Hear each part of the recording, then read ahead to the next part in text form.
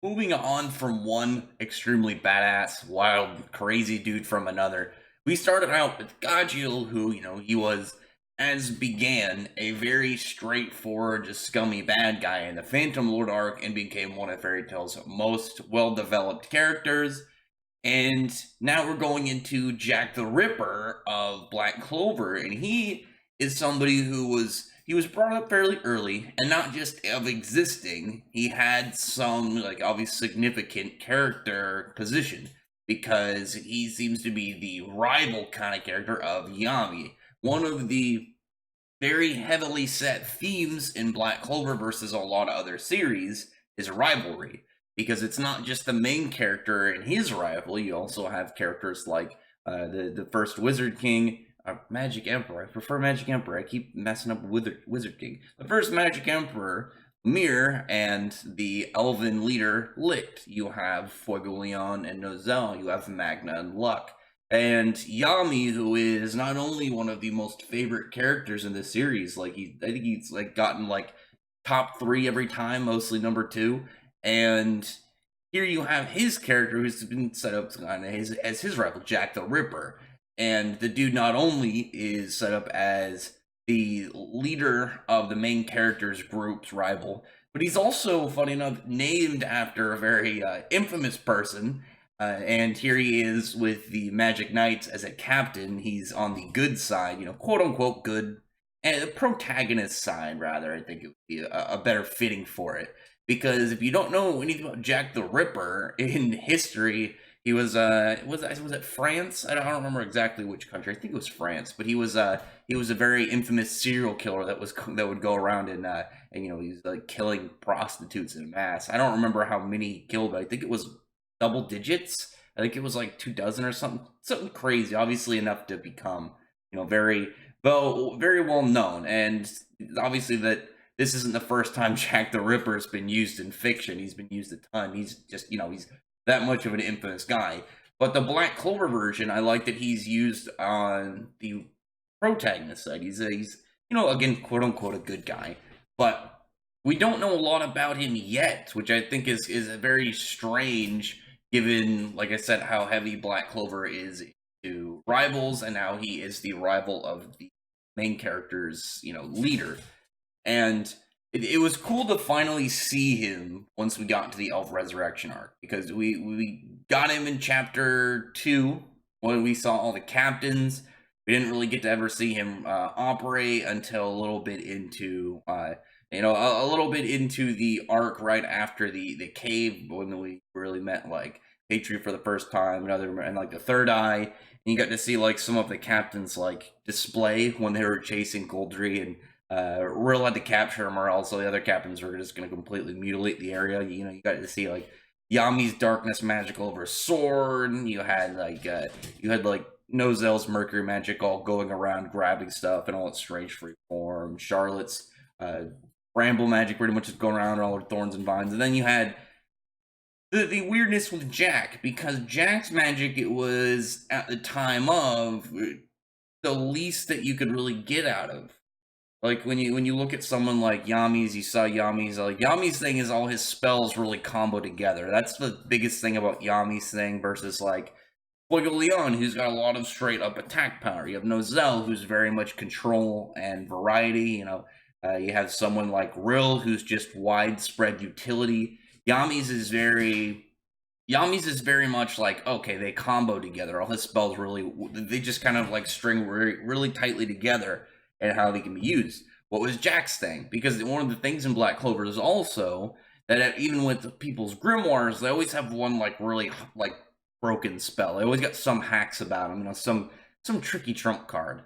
And even more so after that, like we found out from Yami, is when he got Dimension Slash, he said that it reminded him too much of Jack, his magic. And then when we found it, we finally saw what makes his power so special, is when he went up against one of the elves who had this big mineral kind of like gem armor. Jack goes to slash it, he's not able to do damage to it, and then the second slash, the dude's just cocky. He's like, you're not going to be able to get through my armor with those slashes. There it goes, slashes right through it, because his blade adapts to the magic of the people he's fighting, and that's his thing, adaptability, which I think is a very fitting for somebody like him, because his whole kind of his Magic Knight Order's theme are the mantises, the green mantises, and that's one of the big things about bugs. Is bugs are very adaptable. You know, that's how they've been living so long, why they've been such a successful kind of like breed of creatures, is how well they can adapt to their environments and adapt to predators and their prey. And you have something like a mantis, which it's funny because his are big blades coming off his arm, but with the mantis, they're actually like they're kind of like weird adjusted legs. I can't remember the exact name. Raptorial legs, I believe it's what they're called. But just kind of transferring over, they do look like blades. I think everyone would agree with that. And then here you have just Jack with elongated, like almost sickles on each of his forearms, and here he is getting into a fight, and he's just looking like a villain. There's nothing about him that gives off the appearance of a good guy. Like he doesn't look anything like what you would expect a good guy to really kind of fit. He's like a tall, skinny, creepy mouth, very aggressively glared, like oddly shaped dude. He's just contorted and vicious looking. And even while he fights, he looks like a villain. It's funny because it's not like Shinra from Fire Force, where he's got that nervous feature where he gets all excited, or he's shy or uncomfortable, and he has that awkward villain-like smile. With Jack, it's just like he just gives off that aura. In the thrill of the fight, the thrill of slashing things apart, he has that all around just malefic look to him. Look at this one. He's got tongue out. He's excited. He really wants to just cut something down, cut some enemy in half, and just continue down. He's just a madman wanting to really just unleash. And one thing that I'm hoping is when we get to his backstory, it's something that will relate to his character's kind of like, namesake of origin, but really kind of like give some credence to who he is. Like maybe he was similar to Gosh, where he was a criminal, but maybe it's because he had like so much magical power. Maybe he met Julius, and Julius kind of talked to him, and it'd be like, well, you are very powerful. We understand, your magical capabilities and your potential. But how about instead of using it to be a criminal, you use it to fight for the kingdom? And he's like, I don't know about that. He's like, well, you can go out in a battlefield and you could cut down enemies of the kingdom and get paid for it and be regarded as a hero for what you do. And then anytime you go out there, you can just go wild. He's like, maybe that's a good point. Maybe if you guys are gonna bring me right to the fields of battle so I can just go absolutely hog wild, then maybe fighting for the kingdom is a little bit down my alley. Something kind of like that, where you have that just all around dangerous character who's just set up as a bad guy, exists originally as a bad guy, but he's like, well, I can find more of what I like to do, and kind of like using my killing, slashing tactics and very aggressive magic for the sake of, quote unquote good, but in reality, it's just it's not really good or evil with him. It's whatever side will get him the most enjoyment out of a battle, which is, he still gets. Obviously with the Magic Knight captains, they don't always get along. One of the features from him and Yami, like when we first really kind of found out a little bit about them, is that one of the things, while they didn't get along in a sparring match because they just didn't like each other, they ended up just kind of like shaving a mountain into like complete and total fillets during a battle. They absolutely just reduced an entire area, some mountain somewhere, into shreds. So the two of them, obviously, I'm hoping we get more tag teams, because their tag team was like just all around blades, slashes, and craziness all over the place. Because Yami's already a badass, and then you bring this badass who does, instead of having that cold, calm, and collected killer type that Yami has, you have this dude who just is deranged psychopath, like got out of prison, going absolutely like relentless in his hunts. So I am really hoping that we get to see more for Jack.